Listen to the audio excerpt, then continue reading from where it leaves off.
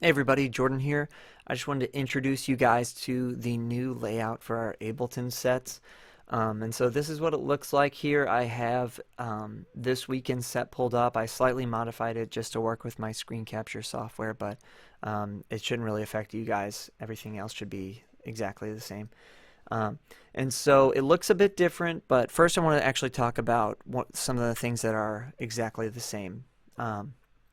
So in the old versions of the sets, you would have one, these are the scenes over here, so like you would have one scene per song, and they were all just, all the songs were one long clip or a set of long clips, but now we've separated out. But we still have these sort of header um, scenes that correspond to kind of what you would normally see. So launching songs is exactly the same as it used to be. So if I want to launch Good Good Father, I hit the play button there, Intro, and it begins to 4, play 5, 6, 1, just like 2, you're used to. verse, Same with Christ is 1, Enough. 2, intro, 2, And you can kind of see it just kind of plays through these clips, and then once it's done with the clip, it goes on to the next clip. And you know, as you can see, these songs are divided up into their constituent parts, and that gives us a number of new functionalities that make things a lot easier. One of the things that's much easier is starting at a place other than the beginning of the song. So it used to be if I wanted to drop it right into this song at the chorus, I would have to go into Arrangement View, find the chorus, activate the clips, and hit play.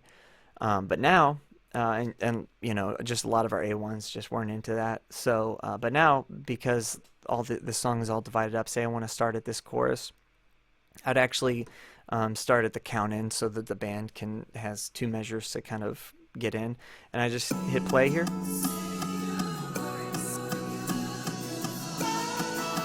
and it plays.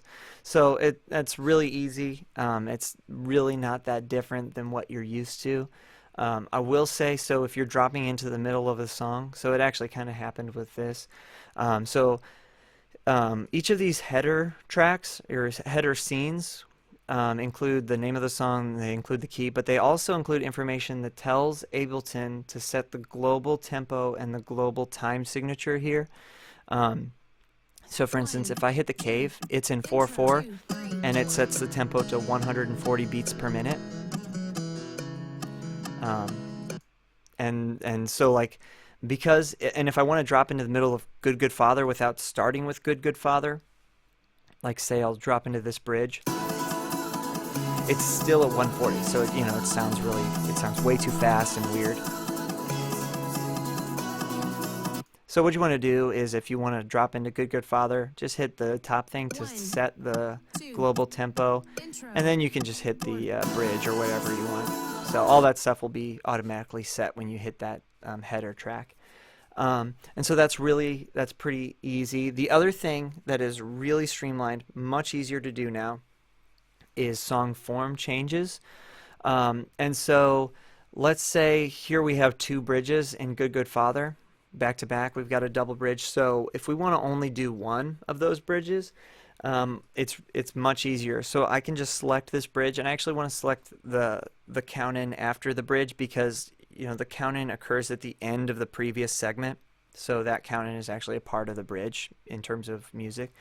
Um, so I just have those selected, and I just hit delete, and they're gone. And it used to be if I wanted to do something like that, I would have to go over here into Arrangement View, and I would have to edit the clips, and then I would have to consolidate, and that could take up to 10 minutes because it has to re-render all of the audio, you know, and so that takes up a big chunk of time depending on how much audio you're rendering and the speed of whatever computer you happen to be working on.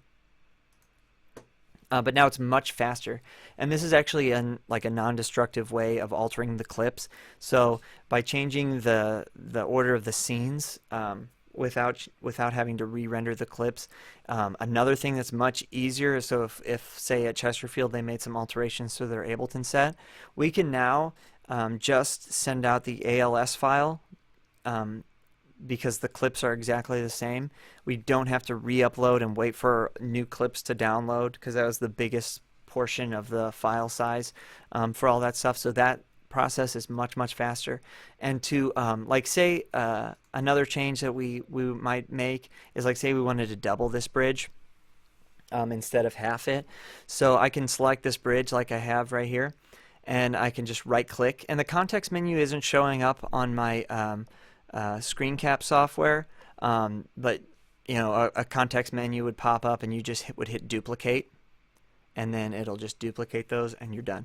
It's really easy. It'll simplify a lot of the stuff, just normal stuff that we do on a weekend.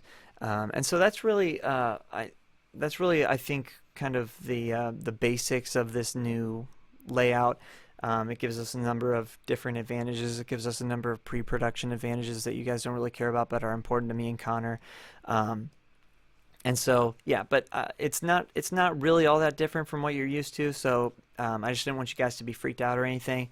And if you have any questions, feel free to call, text, email me, and I will try to answer those questions to the best of my ability as quickly as I possibly can.